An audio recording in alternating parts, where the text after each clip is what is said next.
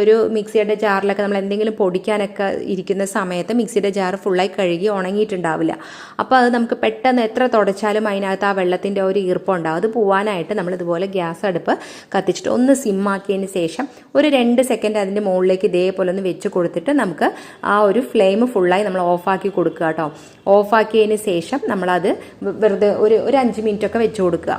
വെച്ച് കൊടുത്തു കഴിഞ്ഞാൽ തന്നെ അതിൻ്റെ ഉള്ളിലുള്ള വെള്ളത്തിൻ്റെ എല്ലാ നനവും പോയി കിട്ടി നമുക്ക് പൊടിക്കാനായിട്ട് നമുക്ക് സാധിക്കും കേട്ടോ. അപ്പോൾ ഈ മിക്സിയുടെ ജാറൊക്കെ അല്ല എന്നുണ്ടെങ്കിൽ നമ്മൾ വീട്ടിൽ കുക്കിംഗ് എല്ലാം കഴിഞ്ഞ ശേഷം നമ്മൾ മിക്സിയുടെ ജാറൊക്കെ കഴുകിയിട്ട് നമ്മൾ ഇതേപോലെ ഒന്ന് ആക്കി വെച്ചിട്ട് നമ്മൾ ഉണക്കി എടുത്ത് വെക്കുകയാണെന്നുണ്ടെങ്കിൽ ആവശ്യം അനുസരിച്ച് നമുക്ക് ഉപയോഗിക്കാനായിട്ട് സാധിക്കും. അപ്പോൾ അതേപോലെ അതിനകത്ത് ഇങ്ങനെ നമ്മൾ നനവായിട്ട് വല്ലാത്തൊരു സ്മെല്ലൊക്കെ വരും. അതൊക്കെ നമുക്ക് ഒഴിവാക്കാനായിട്ട് സാധിക്കും.